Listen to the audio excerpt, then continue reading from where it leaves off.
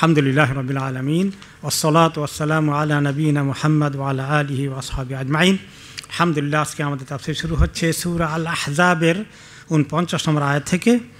আল্লাহ তাআলা ইরশাদ করছেন, ইয়া আইয়ুহাল্লাযীনা আমানু, হে ঈমানদারগণ, ইযা নাকাহতুমুল মুমিনাতি, যখন তোমরা মুমিন মহিলা মুসলিম মেয়েদেরকে বিয়ে করো, সুম্মা তাল্লাকতুমুহুন্না মিন ক্বাবলি আন তামাসসুহুন, এমন যদি হয় যে অথবা তোমরা তালাক দিয়ে ফেলেছ তাদের সঙ্গে সম্পর্ক শুরু করার আগেই, নেকাহ হয়েছে কিন্তু আর কিছু হয়নি, এমন অবস্থায় কেউ যদি তার স্ত্রীকে তালাক দেয়, ফামা লাকুম আলাইহিন্না মিন ইদ্দাহ তা'তাদুনাহা, তাহলে এই মহিলাদের আর কোনো ইদ্দত লাগবে না, ইদ্দত গুনতে হবে না।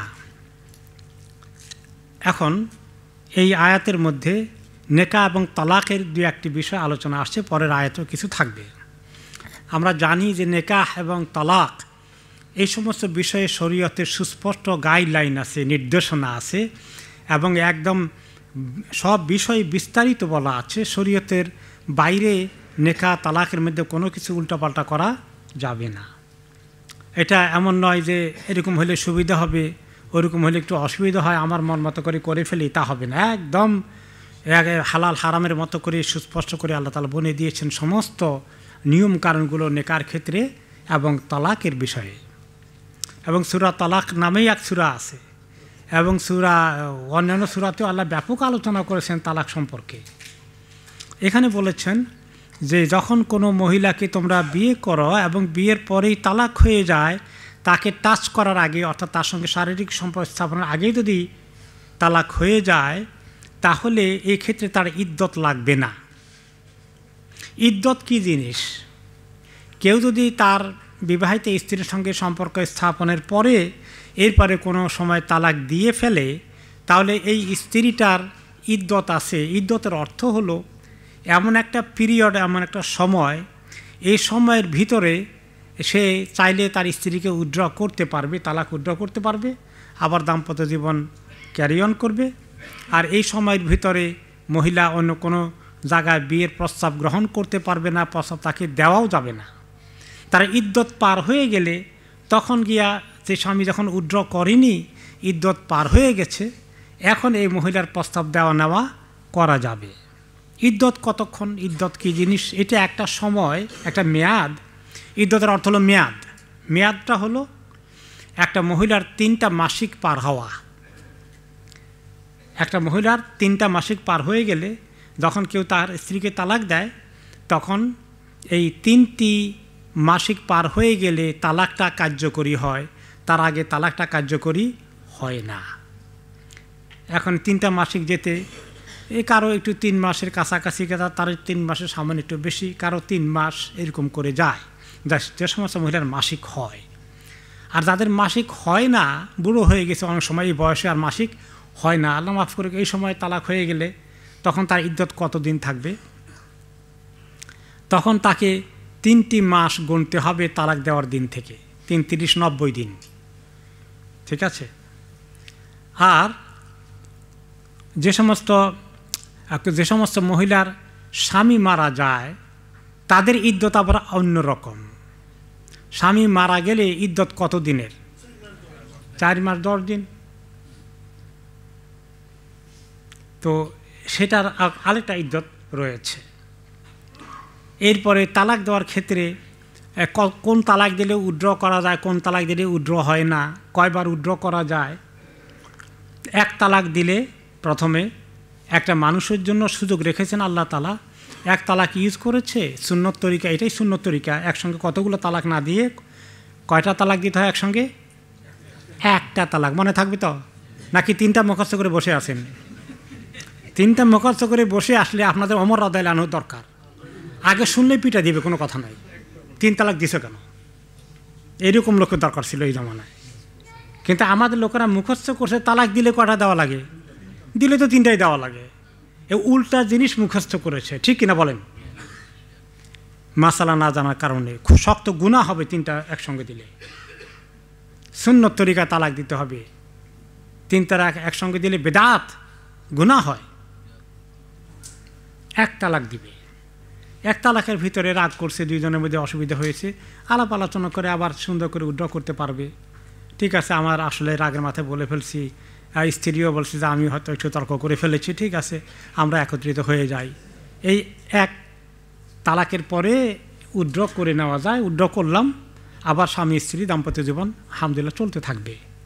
কিন্তু জীবন থেকে এক তালাক খসে গেছে, এটা আর হিসাবে থেকে চলে গেছে, এটারে বলবে না যে উইথড্র করছে আবার 3টা রয়েছে এখনও, না, একটা কমে গেছে, কটা বাকি আছে?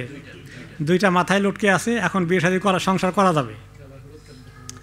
এখন আল্লাহ মাফ করুক, আবার যদি গণ্ডগোল লাগে উইথড্র করার পরে, আবার গণ্ডগোল লাগে, আবার ব্যবহার করছে আরেক তালাক, তখনও আবার আল্লাহ তাআলা সুযোগ দিয়েছেন যে ঠিক আছে দুইজনে আফসোস করতেছে এখন কি করলাম, তা আবার উইথড্র করতেছে 3 নম্বর মাসিক পার হওয়ার আগে।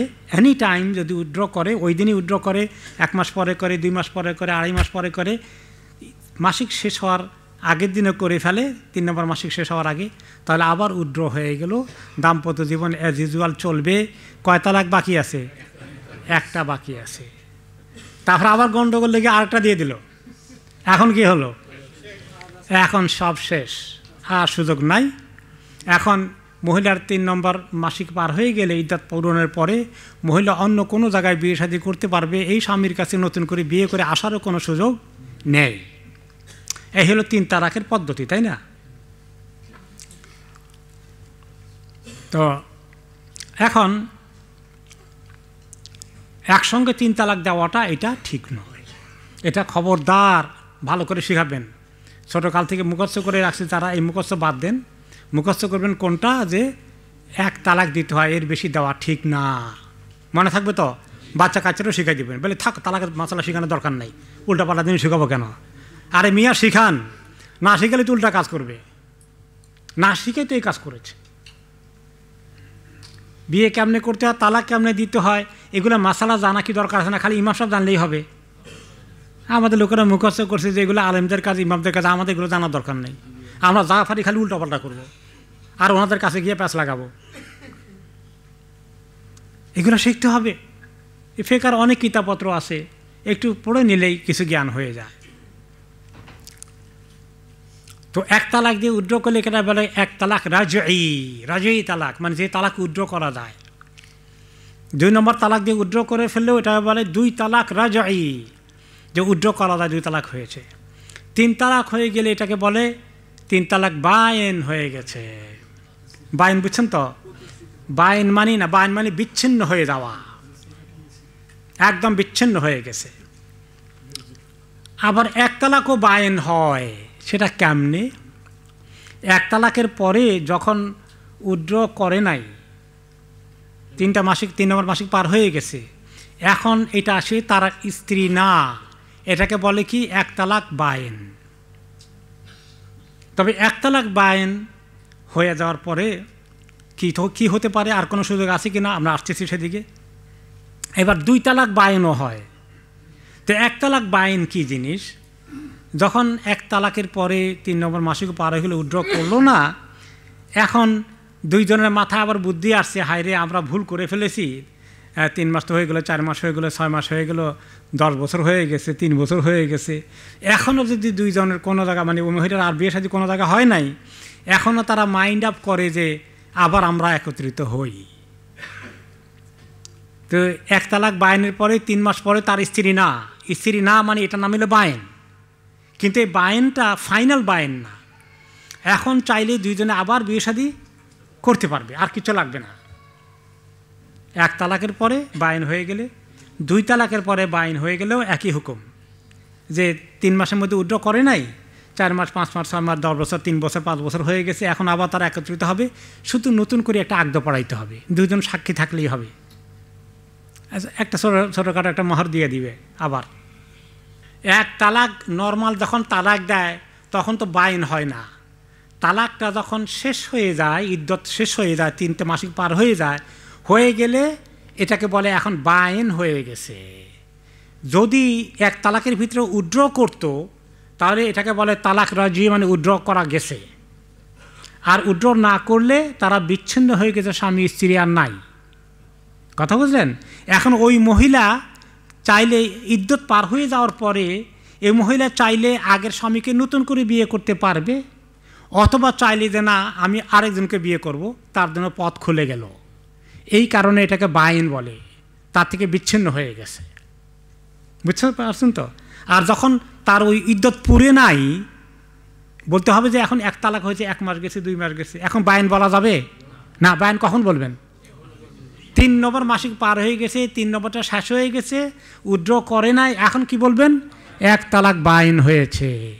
তাহলে 1 তালাক বাইন হয়, 2 তালাক কেমনে বাইন হয় বুঝছেন? বুঝে আসছে? এই 2টার হুকুম একরকম, আর 3 তালাক বাইন হয়ে গেলে তার হুকুম আরেক রকম। 3 তালাক বাইনের পরে যে আমরা এখন 3 মাস পরে, 2 মাস পরে, 6 মাস পরে আচ্ছা আমরা আবার একত্রিত হই, পারা যাবে না। এখন সেখানে একটা সুযোগ যদি আসে যে কোনো সময় যদি ওই মহিলা বিয়ে হয়ে গেছিল 3 তালাকের পরে, অন্য কোনো জায়গায় তার বিয়ে হয়ে গেল, বিয়ে হওয়ার পর ওখানে সংসার তেমন একটা টিকলো না, অথবা ওই স্বামীটা মারা গিয়েছে, এখন এই মহিলা চাইলো যে, বা আগের স্বামীও চাইলো যে তারা ওই আগের স্বামীটা এখন তারা আবার পুনরায় বিবাহিত হতে পারে কি না। যেহেতু আরেকজনের সঙ্গে বিয়ে হয়েছে 3 তালাকের পরে, ওই আগের 3টা কাটা চলে গেছে, আগের 2টা কাটা চলে গেছে 1 তালাক বাইনের, ওই 1 তালাকটাও হয়ে গেছে, এখন আবার তাকে নতুন করে বিয়ে শাদী করতে পারবে। এটা বুঝছেন নাকি বুঝেন? বুঝেন নাই? কেউ হাত তোলেন? আচ্ছা, আলহামদুলিল্লাহ।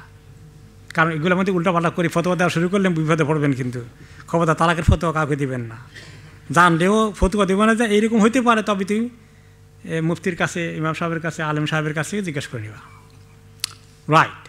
এখন আমাদের দেশে ওই একসঙ্গে 3 তালাক দিয়ে ফেলে। এখন আমরা আসি যে একসঙ্গে 3 তালাক দিয়েছে, 1, 2, 3, 3টা দিয়ে দিছে। এটাকে বেদাতের তরিকায় তালাক দিয়েছে, গুনার তরিকায় তালাক দিয়েছে। এবং এই তালাকের হুকুম কি, এটার ব্যাপারে এই সারা বিশ্বে এই সাহাবিদের জমানা থেকে নিয়ে এই পর্যন্ত ইখতিলাফ হয়ে আসছে উম্মতের মধ্যে 2টো মত। একটা মত হলো 3 তালাক যখন দিয়ে ফেলেছে 3 তালাক হয়ে গেছে, তাহলে 3 তালাকের হরে যে হুকুম আছে 3 তালাকের পরে ওই হুকুম তার মধ্যে বর্তাবে। বুঝতে পেরেছেন? কাজে এখানে 3 তালাক দিয়ে ফেলেছে, এখন আর ইদ্যতের ভিতরে উইথড্র করারও সুযোগ নাই, আর ইদ্যত শেষ হয়ে গেলে তাকে বিয়ে করার সুযোগ নাই, যেহেতু তার অন্য কোনো স্বামীর সঙ্গে বিয়ে শাদী হয় নাই। এই 3 তালাকের হুকুম হয়ে গেছে, 3 বলছে একসঙ্গে। এই একটা মত। এই মতের পক্ষে আমাদের দেশে, উপমহাদেশে হানাফি মাযহাবে এভাবে ফতোয়া দেবে। কিন্তু আরেকটি মত হলো যে 3 তালাক একসঙ্গে দিতে কোরআন হাদিসে নিষেধ এসেছে, এটা গুনাহ, এটা বেদাত। তালাক দিতে হয় 1 তালাক করার পরে, ওই যে বলছি একটু আগে, তারপরে জীবনে কোনোদিন লাগলে 2 তালাক হবে, তারপরে আবার ঘটলে 3 তালাক হবে। 1 গো 1, 2, 3 বা 3 তালাক একসঙ্গে দিলাম, এই কথা বলাটা সুন্নতের পরিপন্থী, হাদিসের পরিপন্থী বিধায় এটাকে 1 ধরা হবে না, এটাকে 3 ধরা হবে না, এটাকে 1 ধরা হবে। এটা আরেকটি মত। এই মতের পক্ষে মেজরিটি ওলামারা মত দিয়েছেন, বা সরি মেজরিটি বলা মুশকিল, মেজরিটি ওইদিকে গিয়েছেন। কিন্তু পরবর্তী পর্যায়ে এবং ইমাম ইবনে তাইমিয়া রাহমাতুল্লাহ, আব্দুল্লাহ ইবনে ওমর রাদিয়াল্লাহু আনহু, সাহাবীদের মধ্যে অনেকেই এই মতকে নিয়েছেন যে 3 তালাক যেহেতু নিষেধ এসেছে, কেউ 3 তালাক দিলে এটাকে 3 ধরা হবে না, কত ধরা হবে? 1 ধরা হবে। কারণ এটা 3 পর্যায়ে দেওয়ার কথা, একসঙ্গে এতগুলো দেওয়ার কথা না। জীবনে 3 বার দিতে পারবে, 1, 2, 3 স্টেজে একসঙ্গে সবগুলো দিয়ে দাও, এইটা কোরআন হাদিসে বোঝানো হয় নাই। কেউ দিয়ে ফেললে 3 ধরা হবে না, 1 ধরা হবে। আচ্ছা বলেন তো, কেউ কেউ মাঝে মধ্যে কয় তোরে 10 তালাকও দিলাম, আল্লাহ মাফ করুন, এরকম বলে কি না? আছে কিছু কিছু বেকুব মিয়া। হ্যাঁ, তো এখন এই 10টা কি গুনবেন না? একটা। তো এই জন্য 3কেও 1 ধরতে হবে, এটার পক্ষে অনেক মতামত আছে। 3-এর পক্ষে 3 দিলে 3ই ধরা হবে, এটার পক্ষেও মতামত আছে। আমি দোনোটা বলছি না, একটা বলছি। আবার কয়ে না যে হুজুরে একটা বলছে, যে আর বেদা লাগাবেন যে উনি এটা কইছে, আপনারা কি কইলেন? 2 পক্ষেই মত আছে, ভালো করে মনোযোগ দিয়ে শুনবেন, ঠিক আছে? বলে কোনটা গ্রহণ করব? আপনার যে মুফতির প্রতি আপনার আস্থা হয়, যার ইলম ইমান আমলের ইলমের প্রতি আপনার আস্থা হয়, জিজ্ঞেস করতে পারেন। তো তার ফতোয়া অনুযায়ী চলবেন, নিজে আবার নিজে ফতোয়া দিবেন না। তালাক হয়ে গেলে যে আমি তো ওনার তফসির শুনছি, এখন আমি বুঝে ফেলছি সব হয়ে গেছে, না, ফতুয়া নিতে হবে সরাসরি। এটা বোঝার জন্য দিয়েছি, ফতুয়ার জন্য দেই নেই। ফতুয়া কি আমি আপনি সবাই দেব না, মুফতি ফতুয়া দিবেন? মুফতির অর্থ কি যে তিনি ফতুয়া দেওয়ার মতো জ্ঞান রাখেন। তো কারণ আমার আগে মুফতি আছে, কারণ আমার আগে মুফতি নাই, ওইটা বড় কথা না। কারণ আমি তো আছি মুফতি মিয়া, আমাদের একজন ট্রাস্টি আছেন বেচারা মুফতি মিয়া। হ্যাঁ, তো সেটা যে যিনি ইসলামী জ্ঞানে এই তালাকের চ্যাপ্টারটা ভালো করে পড়েছেন, ওনার কাছ থেকে ফতুয়া নেবেন। আমি এভাবে মুখস্থ ফতুয়া দিবেন না, বলবেন যে অমুক মুফতির কাছে যাব। আমি এরকম শুনছি আলোচনা, সে আলোচনা শোনাতে পারেন, বলতে পারেন যে এইভাবে শুনছি, বাট আমি কিন্তু মুফতি না, আমার ফতুয়া নিবা না, ফতুয়া নিবা বড় একজন আলেমের কাছ থেকে। ওকে, এই গেল দুইটা মাসালার ব্যাপার। এখন 3 আর 1-এর মধ্যে আমাদের দেশে এই বেশি আমল করে যে 3কে 3ই ধরে, আর আরব দেশে অন্যান্য জায়গায় 3কে 1 ধরে। এখানে আমাদের দেশকে 3কে 3 ধরে এক বিপদ হয়ে গেল। সেটা কি? এখন তারা দুইজনে আবার বিয়ে করার জন্য, নিজেরা একসঙ্গে হওয়ার জন্য জান দিয়ে ফেলতেছে। যে কোনোভাবেই হোক তারা এখন একত্রিত হবে, উভয় পরিবারও চায়। কিন্তু এখন আমাদের হানাফি মাযহাবের মাযহাব এটা কুলায় না। এখন মাযহাবকে ভেঙে চুরে একটু দুর্নীতি করতে হয়, মাযহাব মানার জন্য দুর্নীতি করতে হয়। দুর্নীতিটা কি জানেন? এখন একটা নকল বিয়া দেওয়া হইবে আরেকজনের কাছে, এটার নাম হিলা সারা বা হিল্লা। হ্যাঁ, এইটা হলে একেবারে 2 নম্বর, প্রচণ্ড 2 নম্বর। যারা এগুলো করে, ওমর রাদিয়াল্লাহু আনহু থাকলে ওদেরকে ধরে এনে এমন পিটানি দিতেন, হাদিসে এদেরকে লানতের পরে তাদের উপরে বলা হয়েছে। যে ব্যক্তি হিলা করায়, যে করে, উভয়ের প্রতি আল্লাহ লানত পড়ে। আর এই লানতের ফতুয়া আমাদের দেশের কিছু 2 নম্বর মুফতিরা দেয়। যারা সত্যিকার 1 নম্বর মুফতি, তারা এরকম ফতুয়া দিবে না। কারণ আল্লাহর দিনের কে নিয়ে এভাবে হিলা করা, এইভাবে মানে এটা অপব্যবহার করা, চিট করা। হিলা মানে কি? চিটিং করা, চিটিং হচ্ছে। আলহামদুলিল্লাহ ভাই ঠিকই বলেছেন যে এই আলোচনাগুলো এখন এসেছে কিছু, এখন এগুলো কম, কিন্তু আগে সমাজে এগুলা বেশ হয়েছে, বেশ হয়েছে। এটা লানতের কাজ করে। আর যে ইমাম লানতের কাজ করিয়ে দেয়, তার অবস্থা কি হবে? আল্লাহ মাফ করুন। খবরদার এরকম তরিকা যাবেন না। তাহলে ওই যে 3 দিলে 1 ধরা হয়, এটা অন্য মাযহাবে থাকলে, অন্য মতে থাকলেও এর পক্ষে যথেষ্ট দলিল আছে। সেটা ভালো না ওই আরেকটা মাযহাব মানতে গিয়ে দুর্নীতি করা, ওইটা ভালো? আল্লাহ তাআলা আমাদেরকে বুঝদান করুক। কথা এই মাযহাব ভাঙা যাবে না, কিন্তু দুর্নীতি করা জায়েজ আছে। আল্লাহ তাআলা আমাদেরকে হেদায়েত করুক। তো এখন এই ইদ্দত বুঝলেন, 3 তালাক কেমনে দিতে হয়, বায়েন কেমনে হয়, 1 তালাক কেমনে হয়, তালাকে রাজঈ ফেরত কেমনে নিতে হয়, এগুলা মোটামুটি প্রসঙ্গক্রমে আসছে বিদায় একটু ক্লিয়ার হয়ে গেল ইনশাল্লাহ। কোনো কনফিউশন নাই তো এই বিষয়ে? আলহামদুলিল্লাহ। ওকে, এখানে যেটা এসেছে সেটা হলো যে কেউ যদি তাহলে ইদ্দত লাগে, তালাক দিলে কি লাগবে? ইদ্দত আছে, ইদ্দতকে মানতে হবে। ইদ্দতের ভিতরে উদ্যোগ করা যাবে, ইদ্দতের ভিতরে নতুন কোনো প্রস্তাব নেওয়া যাবে না। এখন বলা হচ্ছে যে একজন পুরুষ একটা স্ত্রীকে বিয়ে করলো, বিয়ে করার পরে তাদের মেলামেশা হয় নাই, কিন্তু কোনো কারণে হোক তাদের বিচ্ছিন্নতা হয়ে গেছে, তালাক দিয়ে ফেলেছে। তাদের সঙ্গে শারীরিক মেলামেশার আগেই তালাক হয়ে গেছে। এখন তাদের ব্যাপারে আল্লাহ তাআলা ছাড় দিয়েছেন, ফামা লাকুম আলাইহিন্না মিন ইদ্দাহ তাতাদুনহা। এই মহিলাদের আর ইদ্দত গুনতে হবে না।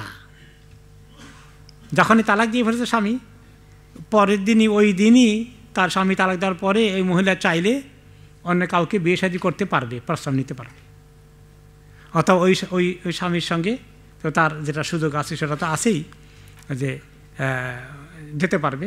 কিন্তু নতুন স্বামীর নতুন প্রস্তাব হয়ে যেতে পারে পরের দিনই, কোনো অসুবিধা নেই। স্বামী স্ত্রী মিলামেশা না হলে তার ইদ্দত গুনতে হবে না। এই কথা মেইনলি এই আয়াতে আজকে আলোচনা এসেছে। তারপরে আমরা যাই, ফামাত্তাউহুন্না ওয়াসাররিহুন্না সারাহান জামিলা।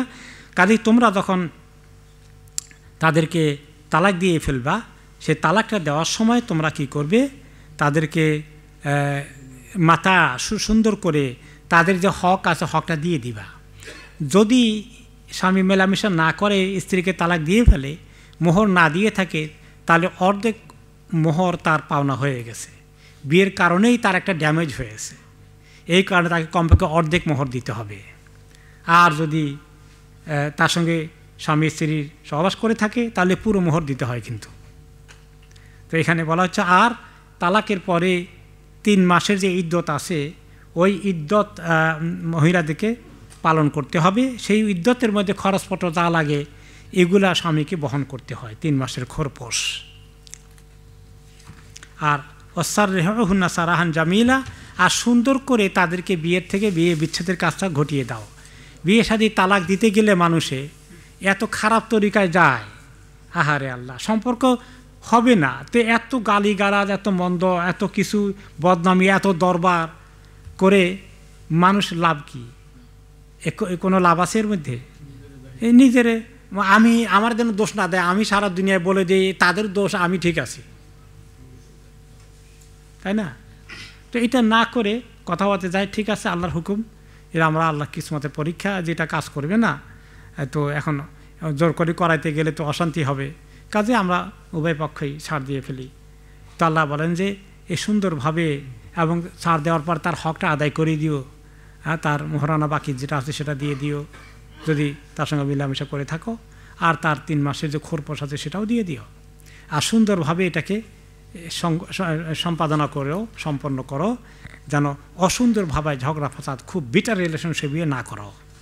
তারপরে আয়াতে 50 নম্বর আয়াত আল্লাহ তাআলা বলছেন, ইয়া আইয়ুহান নাবিয়্যু ইন্না হালালনা লাকা আজওয়াজাকা আল্লাতী আতাইতা উজুরাহুন্না ওয়া মা মালাকাত ইয়ামিনুকা মিম্মা আফা আল্লাহু আলাইক।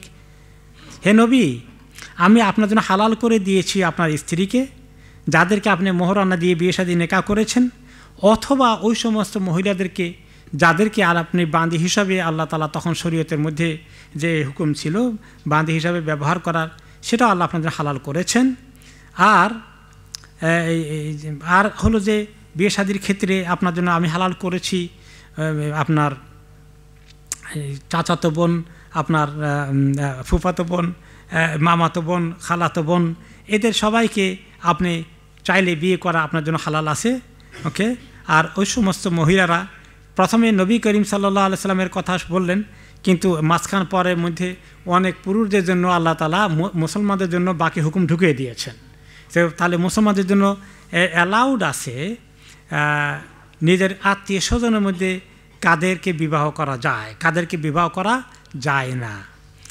যেমন তাহলে বানাতে আম্মেকা বলতে চাচাতো বোন, চাচাতো ভাই বিয়ে হতে পারে।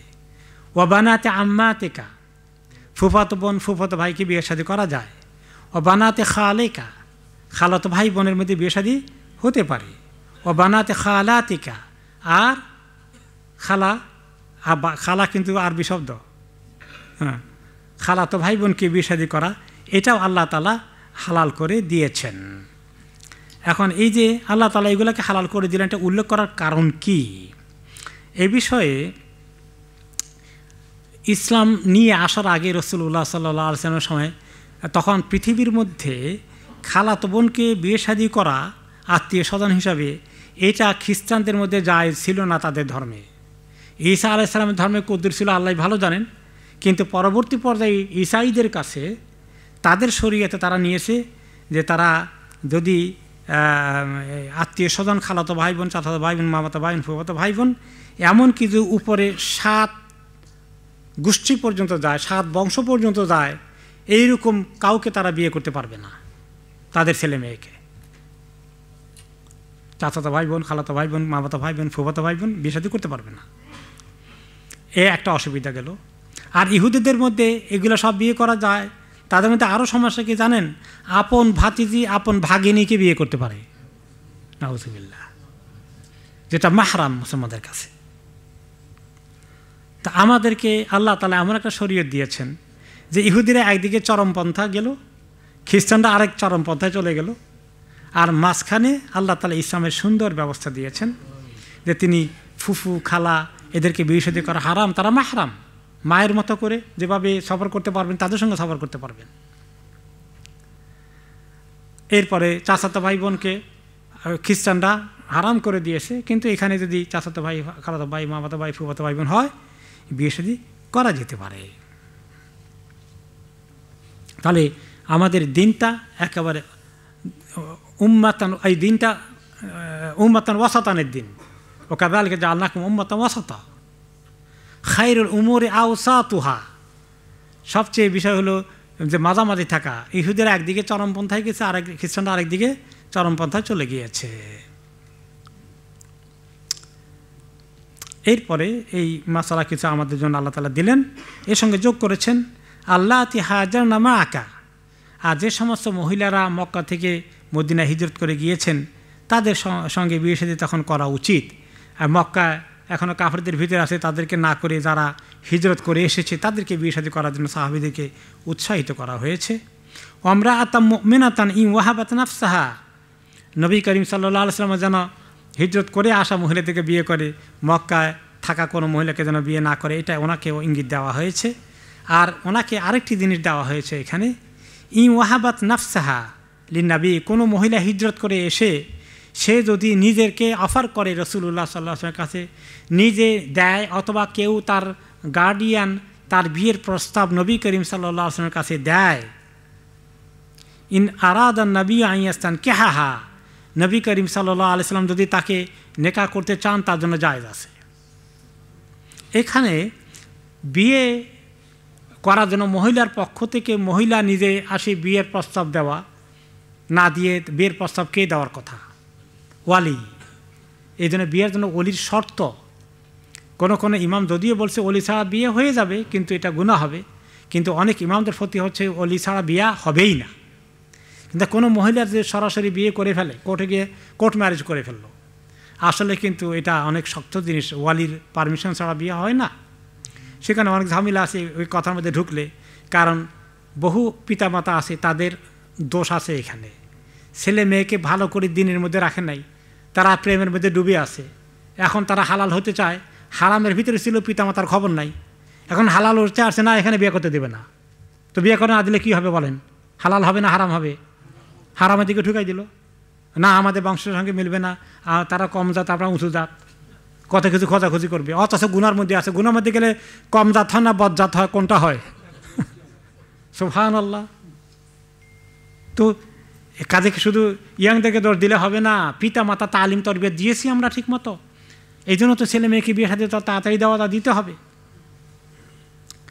তো এখন কিন্তু নবী করিম সাল্লাল্লাহু আলাইহি ওয়াসাল্লামের কাছে যদি কোনো মহিলা এসে বলে যে আমি আপনাকে বিয়ে করতে চাই, আমি আপনাকে বিয়ে করার প্রস্তাব দিচ্ছি, এখানে ওয়ালির শর্তও নাই, আল্লাহ তাআলা ওনার জন্য এটা মাফ করে দিয়েছেন। ওনার শান অনেক উঁচু, কিন্তু অন্য মহিলাদের জন্য ওয়ালির শর্ত। আবু বকর ওমরের কাছেও কোনো মহিলা আসে যদি বলতেন, তাদেরও এই রাইট নাই ওয়ালি ছাড়া নিজের বিয়ের প্রস্তাব দিতে, কিন্তু আল্লাহ তাআলা নবী করিম সাল্লাল্লাহু আলাইহি ওয়াসাল্লামকে এই রাইট দিয়েছেন, কারণ ওনার মানের মতো কারো মান হবে না। কাজেই ওনার কাছে বিনা ওয়ালিতে যদি কেউ বিয়ে শাদী করে ফেলে তারা ক্ষতিগ্রস্ত হয়ে যাওয়ার কোনো সম্ভাবনা নেই। তাহলে আল্লাহ তাআলা বলছেন ই ওয়াহাবাত নাফসা ইমরাআতাম মুমিনাতান, কোনো মুসলিম মহিলা হিজরত করে এসে যদি সে নিজেকে আপনার কাছে অফার করে বিয়ে করার জন্য প্রস্তাব দেয় নবীকে, আর নবী তাকে যদি গ্রহণ করতে চায় স্ত্রী হিসাবে, তাহলে তার জন্য জায়েজ আছে। খালিসাতান লাকা, এটা আপনার জন্য শুধু এই জায়েজ করে দিলাম, মিন দুনিল মুমিনিন, অন্য মুমিনদের জন্য এটা হবে না। তাদের জন্য ওয়ালি লাগবে, বাকায়দা প্রস্তাব লাগবে। সরাসরি মহিলা এসে বলে আমি তোমাকে বিয়ে করবো, তুমি গ্রহণ করো, এটা হবে না।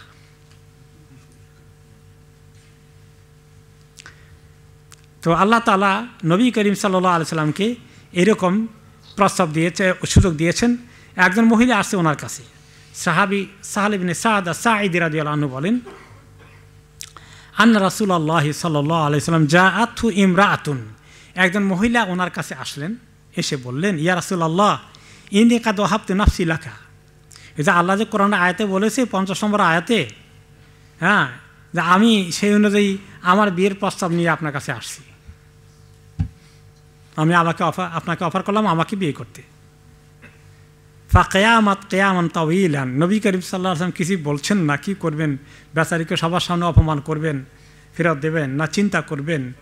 তো কিন্তু মহিলা সেখান থেকে নড়ছেন না, তিনি দাঁড়িয়ে আছেন, ওনার কাছ থেকে শুনেই যাবেন। ফাকামা রাজুলুন, অনেকক্ষণ ধরে নবী করিম সাল্লাল্লাহু আলাইহি ওয়াসাল্লাম হ্যাঁ না তো বললেন না। তো একজন লোক দাঁড়িয়ে বললেন, ইয়া রাসূলুল্লাহ জাওয়াজনিহা ইন লাম ইয়াকুন লাকা বিহা হাযা, ইয়া রাসূলুল্লাহ আপনি তাকে বিয়ে না করলে, আপনার দরকার না হলে আমাকে বিয়ে করিয়ে দেন। তো হালাল কাজে এত লজ্জা করে লাভ কি? এ বেচারাও মজলিসের মধ্যে বলে বসলেন, হয়তো বেচার বিয়ের সাথে খুব দরকার। তো নবী করিম সাল্লাল্লাহু আলাইহি ওয়াসাল্লাম আসলে মহিলাকে বিয়ে করবেন না ওনার, কিন্তু সবার সামনে তাকে না বলতে আসলে ওনার কষ্ট হচ্ছে। হয়তো মনে করছেন পরে প্রাইভেটলি বলে দিবেন যে না তুমি অন্য জায়গায় দেখো, এই চিন্তা করছিলেন শুধু কীভাবে তাকে বা অন্যদিকে যাওয়া যায়। তখন নবী করিম সাল্লাল্লাহু আলাইহি ওয়াসাল্লাম ওই বেচারা যখন চেয়ে বসলো, হয়তো বেচারা পাত্রী খুঁজতেছে, পাইল না কোনো জায়গায়, এখন একটা ভালো মানুষ মধ্যে পাওয়া গেছে, বললেন ইয়া রাসূলুল্লাহ আমাকে একটু বিয়ে করে দিন তাহলে তাকে। ফাকাল রাসূলুল্লাহ সাল্লাল্লাহু আলাইহি ওয়াসাল্লাম হাল ইনদাকা মিন শাইইন তাসদিকুহা ইয়্যাহ, তো তোমার ঠিক আছে হতে পারে, আমি বেচারিকে দেখি বলে দেখব, তো মোহরানা টহরানা কিছু দিতে পারবা? ফাকাল মা ইনদি ইল্লা ইজারি হাদাকা, আমার কাছে কিচ্ছু নাই, খালি গায়ের চাদরটা দেখছেন এইটা আছে শুধু, এখন যদি এইটা মোহরানা দিয়ে কবুল করে আমি এটা দিতে রাজি আছি। সুবহানাল্লাহ। নবী করিম সাল্লাল্লাহু আলাইহি ওয়াসাল্লাম বললেন ইন আতাইতুহা ইজারাকা জালাস্তা লা ইজার আলাক, এখন তুমি যদি তোমার এই ইজারটা দিয়ে দাও, চাদরটা দিয়ে দাও, তাহলে তো তোমার কোনো চাদরই আর থাকলো না। ওকে, ফালতামিস শাইআন, কিছু একটা খোঁজো, তালাশ করো, কিছু পাবে, অল্প কিছু হলেও কিছু নিয়ে আসো, একদম মোহর ছাড়া কেমনি বিয়ে করে দিই। ফাকাল লা আজিদু শাইআন, বলে কিচ্ছু পাই না, আমি যতই চিন্তা করি আমার কাছে কিচ্ছু নেই, কোনো কানাকড়ি নাই। তখন তিনি বলেন ইলতামিস আলাউ খাতাম মিন হাদিদ, আরে লোহার কোনো ধাতব জিনিসের ছোট একটা আংটি নিয়ে আসো না, ওইটা দিয়ে কোনো রকম একটা মোহর দিয়ে তোমাকে বিয়ে করিয়ে দিই। তো ঘুরে ঘুরে আসলো, ফালাম ইয়াজিদ শাইআন, কি বেচারা কিছুই পেল না। এখন আবার আসছে, কিন্তু বেচারা বিয়ে করা শখ দরকার। তখন নবী করিম সাল্লাল্লাহু আলাইহি ওয়াসাল্লাম বলেন হাল মাআকা মিনাল কোরআন শাই, তুমি কোরআন কিছু মুখস্থ করছো? বলে যে না ভালোই মুখস্থ করছি, খারাপ না, সূরাতে কাদা ওয়া কাদা, সূরাতু কাদা ওয়া কাদা, অমুক সূরা অমুক সূরা অমুক সূরা আমি সব মুখস্থ করছি। তো ভালো কিছু সূরা মুখস্থ করেছেন। তখন তিনি বললেন জাওয়াজতুকাহা বিমা মাআকা মিনাল কোরআন, তোমার কাছে এই যে কোরআনের যে কতগুলো মুখস্থ করেছ, তখন তো এই কোরআন শরীফ বাজারে কিনতে পাওয়া যেত, তখন তো ছাপানোর কাজ শুরু হয়ে গেছে, লেখার কাজ শুরু হয়ে গেছে না। সাহাবীরা কেউ কেউ সামান্য নোট লিখছেন, মেজরিটি মুখস্থ করে রাখছেন, বাজারে কোনো কোরআনের কপি পাওয়া যেত না। বলে যে তুমি এই কোরআন যা সূরা শিখছো এগুলো সব তাকে শিখাই দিবা, এইটা হলো তোমার মোহর, এটা অনেক দামি মোহর, যা। মহিলাও রাজি হয়ে গেলেন, বিয়ে শাদী হয়ে গেল। এটা প্রসঙ্গক্রমে আসছে যে কীভাবে কোনো কোনো সময় মহিলারা ওনার কাছে এসেছিলেন। এরপর আরেকটি ঘটনা আসছে, সাবেত রাদিয়াল্লাহু আনহু বলেন যে আমি আনাস রাদিয়াল্লাহু আনহুর সঙ্গে বসা ছিলাম, তার সঙ্গে তার মেয়ে একটা ছিল। ফাকালা আনাস জাআত ইমরাতুন ইলান নবী সাল্লাল্লাহু আলাইহি ওয়াসাল্লাম, আনাস রাদিয়াল্লাহু আনহু একটা ঘটনা বললেন যে একজন মহিলা নবী করিম সাল্লাল্লাহু আলাইহি ওয়াসাল্লাম, আরেকটি ঘটনা, আরেক মহিলা আসলেন ওনার দরবারে, এসে বললেন ইয়া নবী আল্লাহ হাল্লা কাফিয়া হাজা, আমি যদি আপনাকে প্রস্তাব দেই আমার ব্যাপারে, আপনি কি আমাকে নেকা করবেন কাইন্ডলি? ওকে, ফাকালাত ইবনাতুহু মা কানা আকালু হায়াআহা, তো আনাস রাদিয়াল্লাহু আনহু হাদিস শেষ করার আগে বলে ওকে যে আমার সঙ্গে তো আমার মেয়েটা ছিল, তো ছোটো মেয়ে, তো মেয়েটা বলে আর এই মহিলার লজ্জা শরম কিছু আছে, নিজে আসি বিয়ের প্রস্তাব করেই পড়ছে। ওই কথাও তিনি হাদিসের মধ্যে উল্লেখ করে দিয়েছেন, ইতিহাস আর কি, আগের ইতিহাস।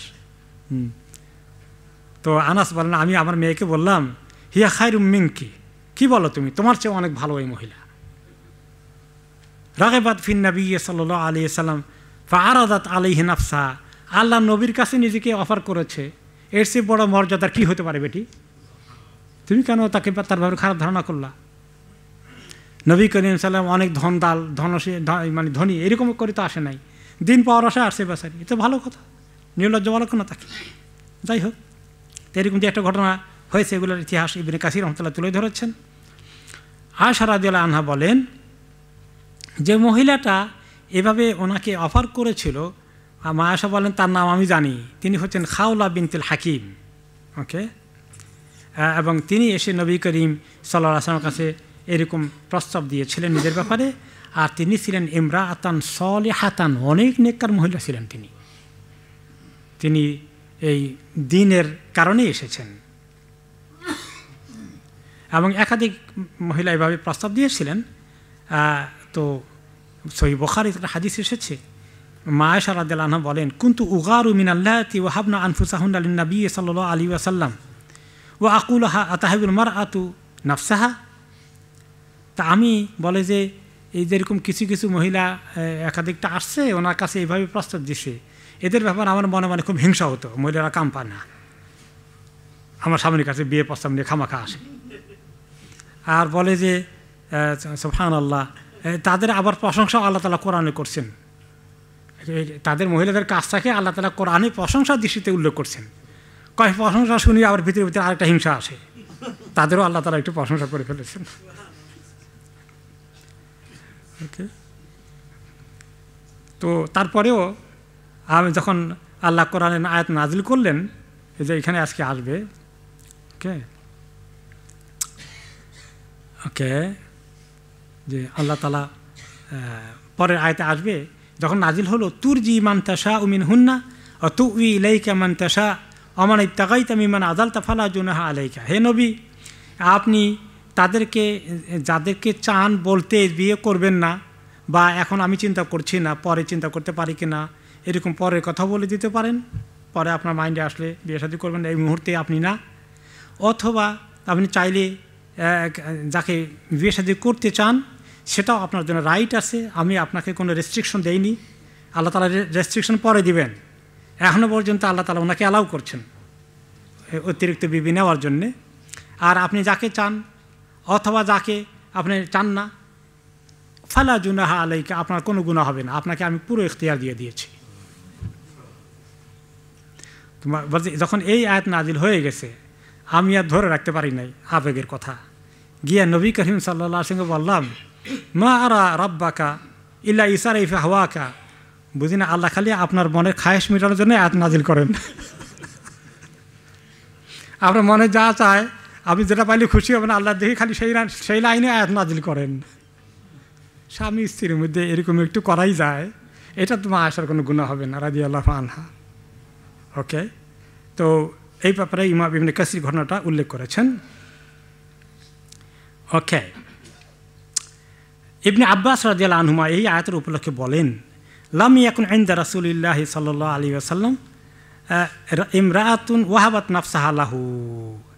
আসল ঘটনা হলো, যত মহিলা ওনার কাছে এইভাবে অফার করেছে এদের একজনকেও তিনি বিয়ে করেন নাই।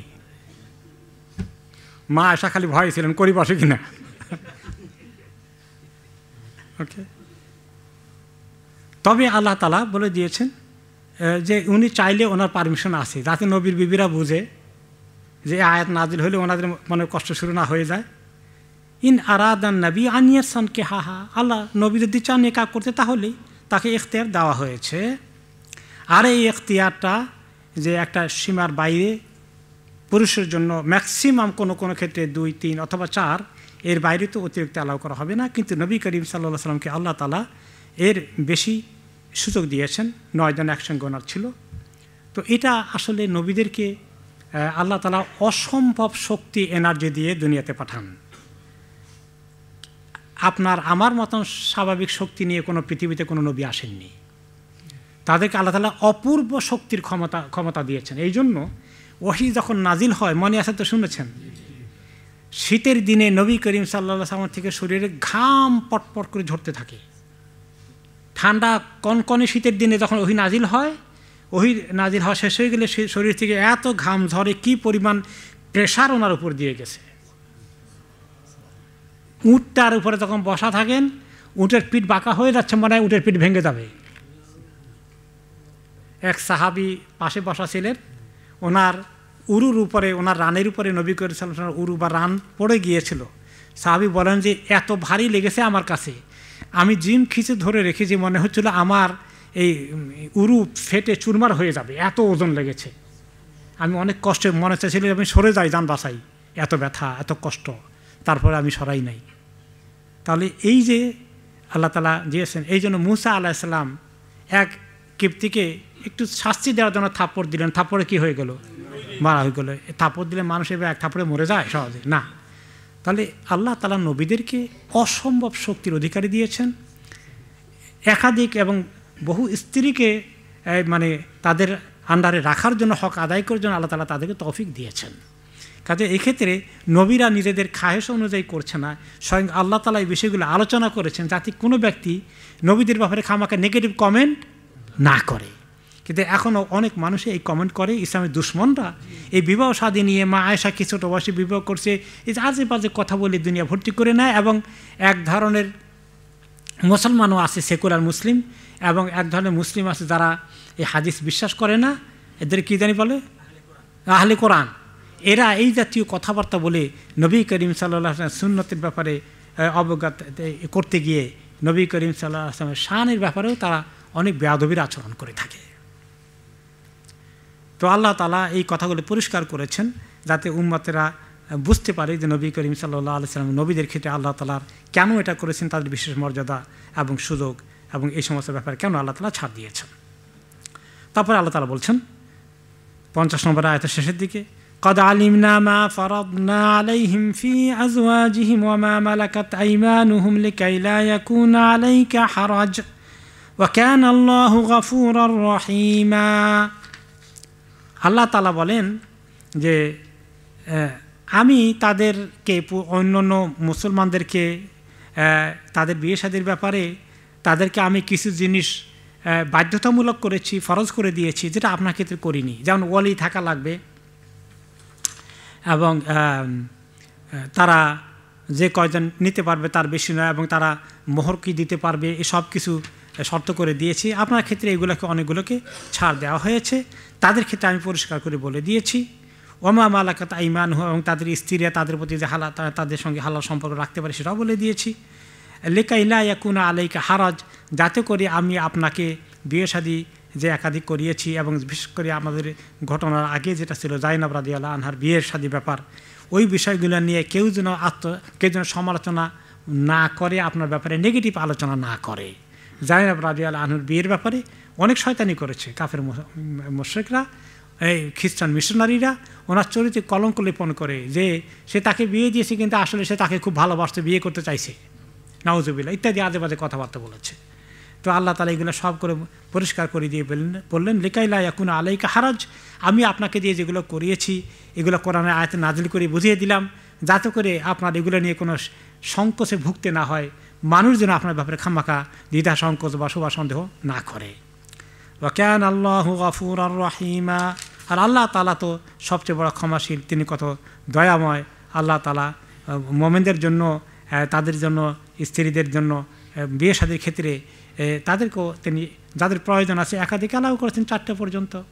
এবং কোনো ধর্মে আছে একটার অধিক বিয়ে করা মহাপাপ, কিন্তু ইসলামে একটার অধিক বিয়ে করাকে মহাপাপ বলেনি, বরঞ্চ প্রয়োজন ক্ষেত্রে দুনিয়ার মধ্যে কত বিধবা মহিলাগুলো আছে, যুদ্ধক্ষেত্রে পুরুষরা যখন মারা যায়, নারীরা অবিবাহিতা থেকে যায়, তাদেরকে বিয়ে করার জন্য আল্লাহ তাআলা উম্মতের প্রতি কত ইহসান করেছেন।